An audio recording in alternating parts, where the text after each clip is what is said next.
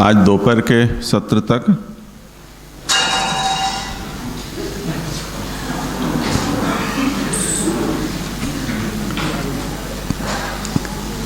धर्म पुरुषार्थ और अर्थ पुरुषार्थ इनका निरूपण हुआ। एवं अर्थम निरूप्य कामम निरूपयति। अब काम पुरुषार्थ का निरूपण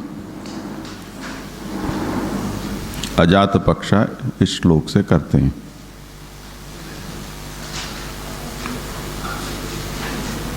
अजात पक्षा इव मातरम खगाः स्तन्यम यथा वत्सतराः क्षुधार्ताः प्रियम प्रियेव व्युषितम विषण्णा मनोरविंदाक्ष दिदृक्षते त्वाम्।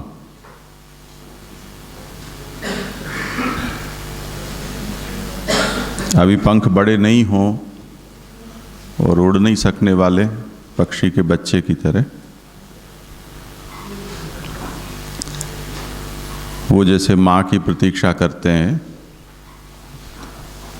उनको खाना खिलाने के लिए, इसी तरह गोद में खेलता बच्चा अपने माँ के दूध के लिए तड़पता है, भूख से क्षुधार्त होता है। और परदेश गए पति के लिए जैसे उसकी पत्नी या प्रियतमा खिन्न होती है, इसी तरह भगवान को वृत्रासुर कहते हैं, हे अरविंदाक्ष कमल नयन भगवान, मेरा मन आपको देखने के लिए उसी तरह तड़पता है।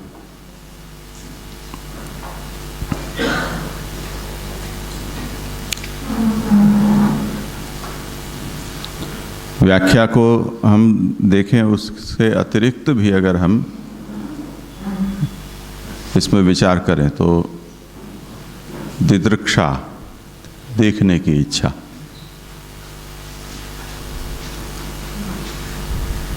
ये एक तरह की कामना है।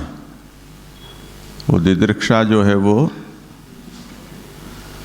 वैसे देखा आंखों से जाता है, पर इंद्रियां तो जड़ हैं, इसलिए मन के संयोग के बिना स्वतः इंद्रियों में इच्छाओं का जागना सहज नहीं है, क्योंकि इच्छा तो मनोधर्म है।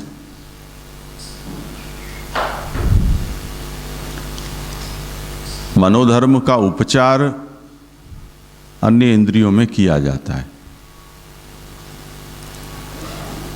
जैसे हम ये कहते हैं कि उसके पांव नाचने को उद्यत हो रहे हैं, थन गन रहे हैं, या उनके हाथ में कुछ करने की कुचर आ रही है, खुजाल आ रही है।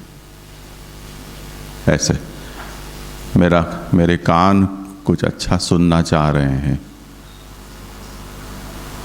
कुछ मेरी जीभ को मिर्च वाला तीखा स्वाद चखने की इच्छा हो रही है। ऐसे जो मनोधर्म है इच्छा, उसका उपचार हम इंद्रियों में करते हैं। पर हम जब बोल रहे हैं तब हमें ये समझना चाहिए कि इंद्रियां जड़ होने से उनके भीतर इच्छा नहीं होती है, इच्छा मन में होती है। और मन को सर्वेंद्रियानुग्राहक कहा गया है। तो मन के अनुग्रह के बिना वो इंद्रियां अपना कार्य करने में समर्थ नहीं हो सकती।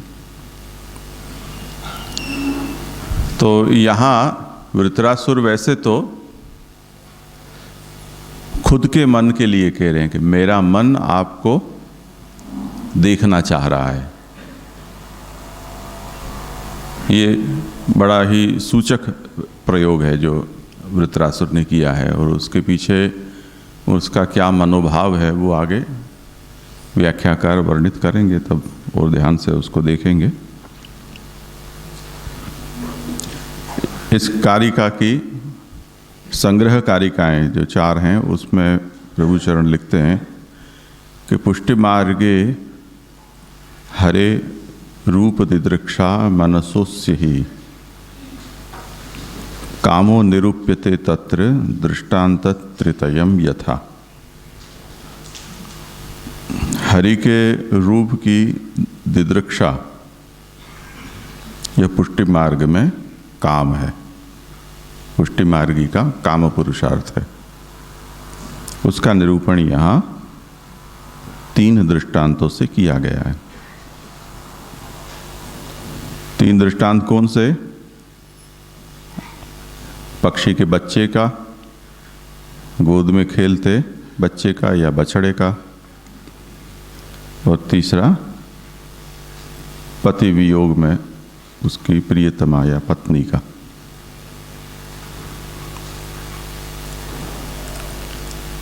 द्वितीयम लौकिकम प्रोक्तम एकम शास्त्रीयम उत्तमम। इनमें से 2 लौकिक हैं, यानी क्षुधार्थ बच्चा और अपनी माँ की प्रतीक्षा में पक्षी का बच्चा। ये 2 दृष्टांत है, उनको लौकिक दृष्टांत कहा है। और एकम शास्त्रीयम उत्तमम, एक उत्तम दृष्टांत है जो जिसमें कुछ शास्त्रीयता है। शास्त्र यानी यहाँ रसशास्त्र।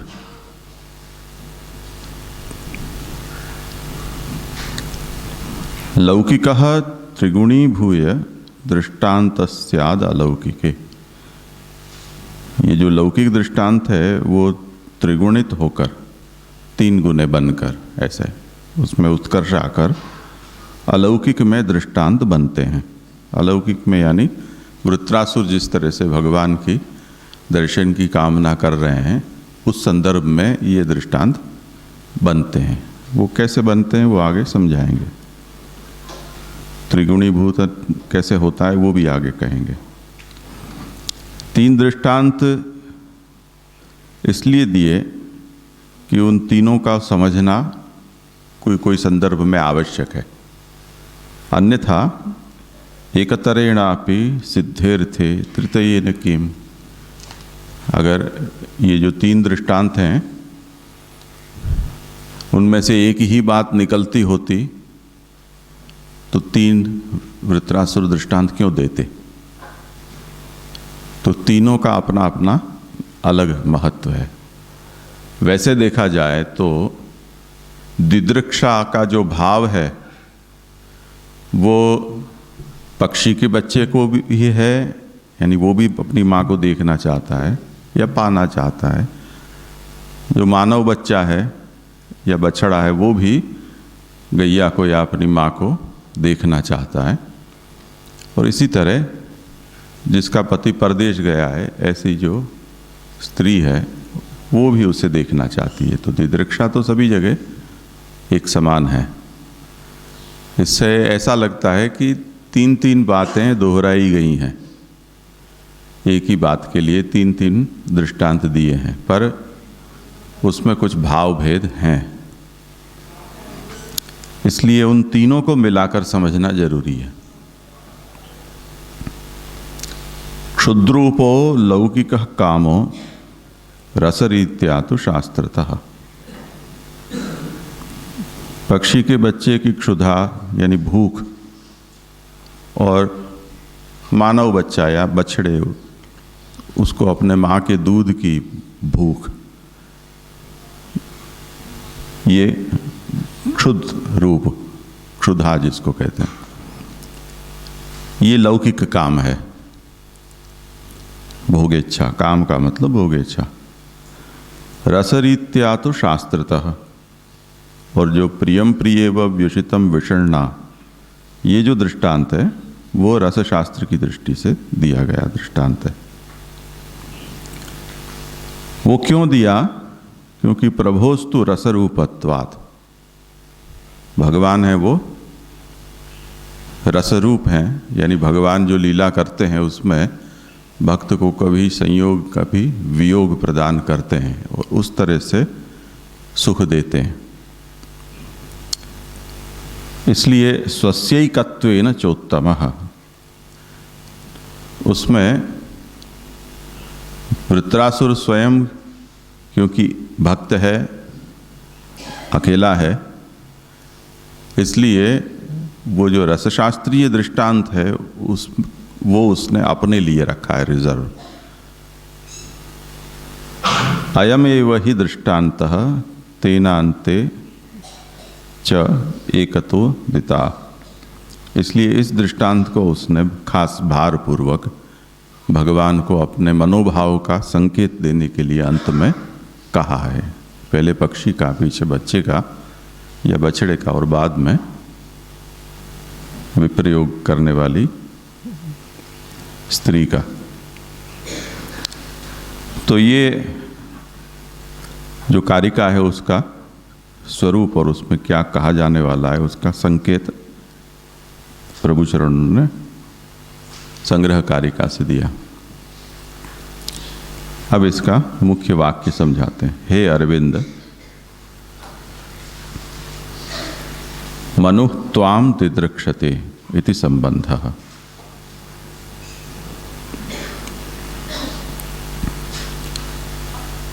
यहाँ पर नेत्रयोः अम्बुजत्वेन, भगवान के जो दो नेत्र हैं उनको अम्बुज यानी कमल की उपमा दी है,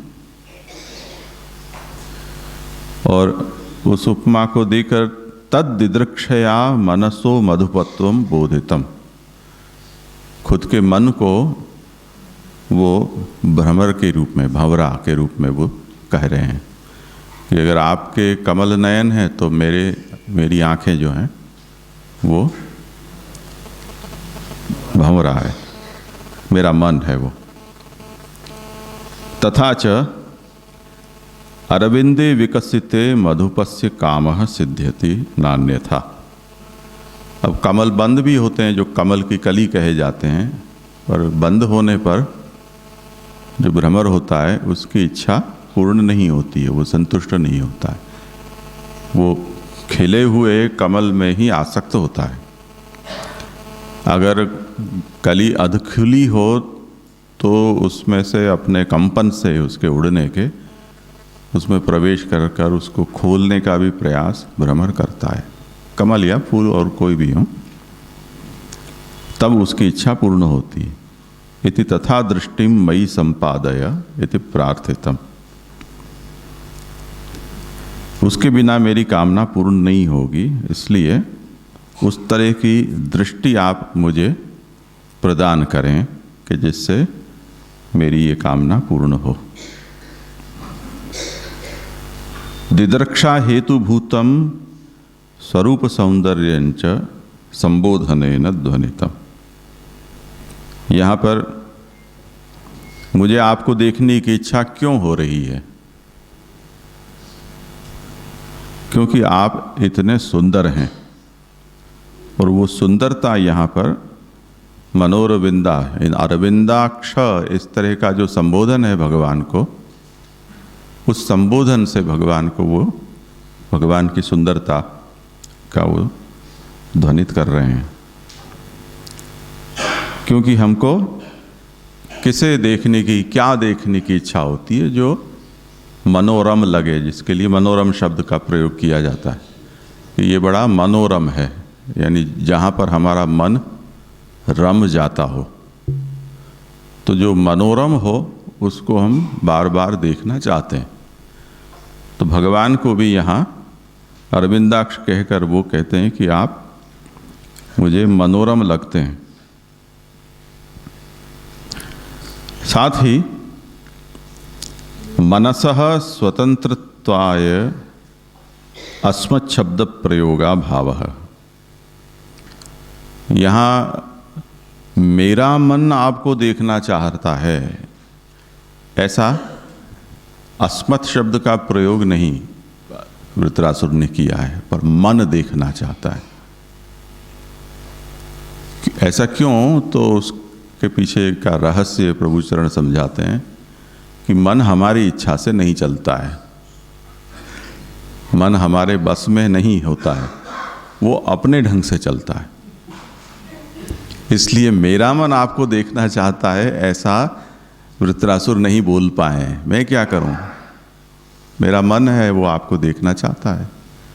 अगर हम ऐसा कहना चाहें तो भी उसमें अपनी बेबसी दिख जाती है। तो यहाँ वो विवश है वृत्रासुर कि आप ऐसे अरविंदाक्ष हैं कि मेरा मन आपको देखना चाहता है, उसमें मेरा कोई कंट्रोल नहीं है। इसलिए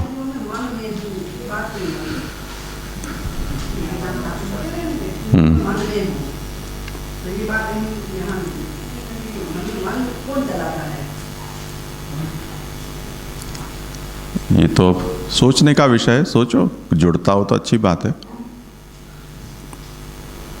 मन तो अपने आप से चलता नहीं है, उनको चलाने वाला कोई है,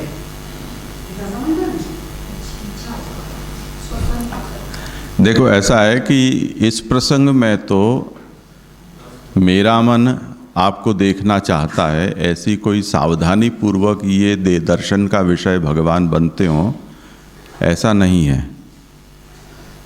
विषय अपने सामर्थ्य से मन को आकर्षित कर रहा है, ऐसा वृत्रासुर ध्वनित करते हैं। बाकी ऐसा कोई सिद्धांत नहीं है कि मन भगवान की इच्छा से चलता है, हमारी इच्छा से नहीं चलता है। ऐसा थोड़ी है, अपनी इच्छा से भी चलता है, नहीं भी चलता है, दोनों बातें होती हैं। कभी चलता है, कभी नहीं चलता है, ऐसा भी होता है। किसी का चलता है, किसी का नहीं चलता है, ऐसा भी होता है। तो इसमें तो बहुत सी संभावनाएं हैं। जो लोग योग से मन साध लेते हैं, वो जैसे हम अपने हाथ पाँव को अपनी इच्छा से हलाएं चलाएं नहीं चलाएं, इस तरह से मन को भी वो अपने अंकुश में ले सकते हैं। तो ऐसा कोई सिद्धांत नहीं है कि मन हमारी इच्छा से नहीं ही चलता है। दूसरा ये भी भाव हो सकता है कि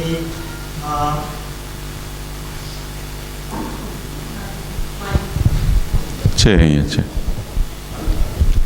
दूसरा ये भी एक भाव हो सकता है कि मन संकल्प विकल्प करता है, लेकिन बुद्धि जो है वो विवेकपूर्वक निर्णय ले और अंतःकरण शुद्ध हो तो सही बात का निर्णय लेके मन को वो विवश करेगी कि वो मन वही करेगा। यदि हमारा हृदय शुद्ध ना हो, अंतःकरण पवित्र ना हो, तो फिर हम मन के अनुसार चल भी पड़ेगा और मन जो चाहेगा, या तो इंद्रिय की जो तर्पण विधि जो है, तर्पण कार्य जो है वही सिद्ध होगा और अंतःकरण के अनुसार नहीं होगा। ये भी एक भाव हो सकता है कि नहीं? अंतःकरण मन को भी कहा जाता है, और जब हम ये कहें कि शुद्ध अंतःकरण हो तो हम मन को अपनी इच्छानुसार चला सकते हैं, तो वो अंतःकरण फिर उस समय हम मन के अर्थ में ही कहना चाहते हैं। ये बात सही है आपकी कि मन, जो उपमा दी गई है घोड़े, रस्सी, रथ, सारथी और सारथी के अंतस्थित अंतर्यामी की, उसमें इंद्रियों को घोड़ा कहा है, रस्सी को मन कहा है, सारथी को बुद्धि कहा है, रथी आत्मा, आत्मा के भीतर परमात्मा अंतर्यामी, इस तरह से समझाता है उपनिषद। उसमें ये कहा है कि जैसे सभी इंद्रियों के साथ रस्सियाँ बंधी हुई हैं, लगाम होती हैं वो, पर सारथी उसको दिशा देता है, जब चाहे तब खींच ले तो रोक ले, मोड़ दे एक को खींचे तो बुद्धि के द्वारा मन को संचालित किया जाता है।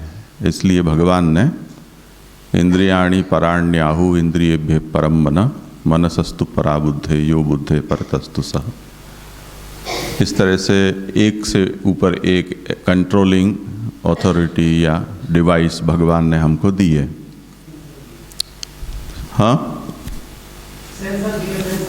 हाँ, तो हम अपने इंद्रियों को मन से जुड़े ही होते हैं और उसको बुद्धि से हम लगाम लगाएं।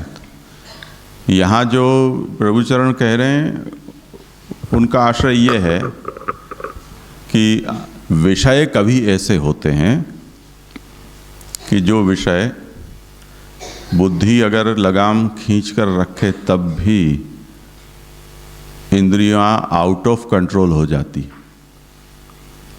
जैसे हरी हरी घास उगी हुई है बरसात के बाद और घोड़े के ऊपर लगाम भी लगी हुई है, आपने खींच भी रखी है, घोड़ा वो देखने के बाद भी बिदक जाता है। वो आपके लगाम के हिसाब से नहीं चलता है, वो फिर घास पे ही जाएगा। तो उसमें वो हमें भी पटक सकता है, सवार हो उसको भी, लगाम को तोड़ भी सकता है। इसलिए वृत्रासुर अपनी विवशता इस दृष्टि से बदला रहे हैं कि मेरा इसमें कोई सामर्थ्य नहीं है कि मैं अपने संकल्प विकल्प से क्या देखूं क्या न देखूं उसका निर्णय करूं। पर आपकी सुंदरता ऐसी है कि उसे देखे बिना या उसकी देखने की चाहना मेरा मन छोड़ नहीं पा रहा है। तो मनोरविंदाक्ष दिदृक्षते त्वाम, इसलिए यहाँ अस्मत् पद का प्रयोग नहीं करके वो मन के ऊपर बात छोड़ दी है। इस विषय में मैं लाचार हूँ, ये तात्पर्य। जी, पहले श्लोक में ये बताया ना कि मन को वो आज्ञा दे रहे हैं कि स्मरण कर सकता है वो खुद अपनी इच्छा से, तो यहाँ पे स्वतंत्र बताया है, तो कैसे जोड़ेंगे इसको? पहले श्लोक में वो कह रहे हैं कि मन तू स्मरण कर, अपने खुद के मन को वो कंट्रोल करते हैं मतलब, और यहाँ पे कह रहे हैं मेरा मन कंट्रोल में नहीं है आपके दर्शन के लिए। तो दो जगह पे अलग अलग का भाव क्या है जी? करो विचार।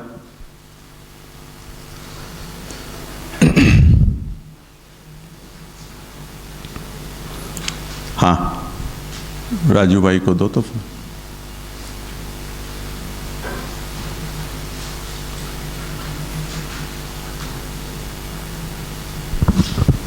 वहाँ पे तो खाली एग्जाम्पल देने के लिए समझाया था कि स्ववश क्या है और परवश क्या है। जो प्रभु की सेवा करना, जिसकी हम सेवा कर रहे हैं, तो उसको ही मंजूरी वहाँ पे ज़रूरी है, तो वो बताने के लिए वो बात की थी।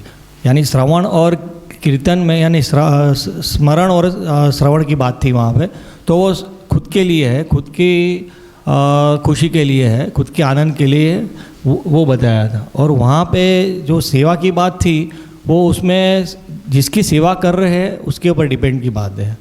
और यहाँ अभी बता रहे हैं कि मेरा मन आपके ऊपर ऐसा लग गया कि मेरा कोई कंट्रोल ही नहीं है, जैसे व्रज भक्तों का था ऐसा कि मन तो हरि ही हाथ बिकानो, उसमें उनका कोई कंट्रोल रहता ही नहीं है। तो ये दोनों का डिफरेंस मेरे ख्याल से ऐसा होना चाहिए। क्या लगता है? एक मिनट, ये विषय इसी के ऊपर आप कह रहे हैं? हाँ हाँ बोलो।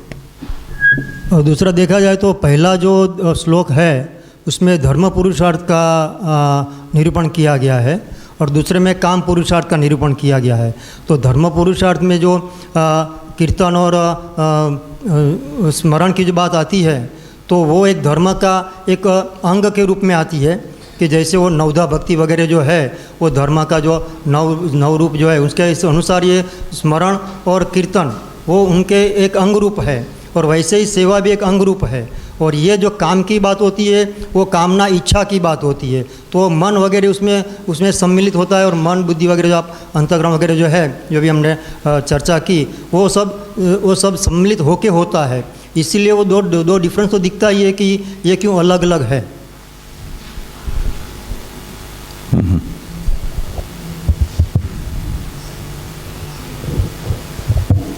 क्या लगता है? मतलब कि मन है वो दर्शन करने के लिए काम ना कर सकता है, स्मरण या कीर्तन करने के लिए उसको काम नहीं है, वो करवाना चाहते हैं, ऐसा थोड़ी ना। दर्शन करने के लिए जैसे उत्सुक है तो उसके वजह से वो स्मरण दो ना पीछे माइक वहाँ दो चाहिए। दूसरे भी खोज कर रखो कहाँ हैं, जिन के पास हो। हाँ नहीं बस हो गया। अब राजू भाई को कुछ कहना है?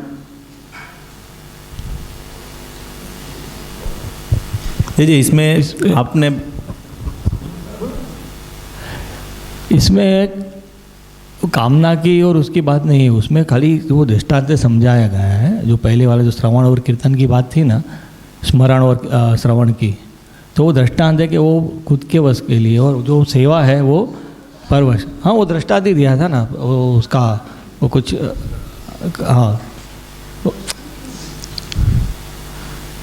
वहाँ पे देखो आप, वहाँ ये कहा है मनः स्मरेत हाँ और वाक गृणीत,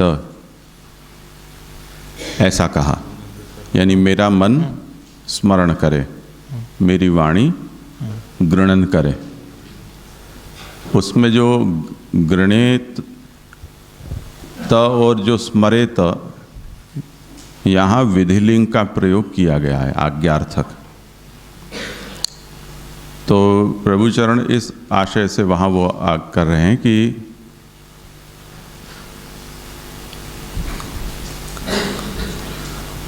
कर्म करो तु कायम, वहाँ पर आशीर्लिंग है, यानी ऐसी शुभकामना या शुभाशंसा वृत्रासुर ने प्रकट की है कि मेरी काया आपकी सेवा करे। वहाँ आज्ञा नहीं दी है, विधि लिंग का प्रयोग नहीं किया है। उसका कारण क्या है? तो उस पर ये प्रकाश डाला कि सेवा हम एक तरफा अपनी इच्छा से जबरदस्ती नहीं कर सकते। सेव्य की सम्मति या उसका अविरोध आवश्यक है। अगर वो न चाहे तो हम सेवा नहीं कर सकते। पर ऐसा नियम कीर्तन और स्मरण के बारे में नहीं है। यानी आप चाहें तो मेरा स्मरण कर सकते हैं मेरे विरोध के बावजूद। तो ज़्यादातर विरोध पक्षी हैं, वो सत्ता पक्ष का कितना स्मरण करते हैं।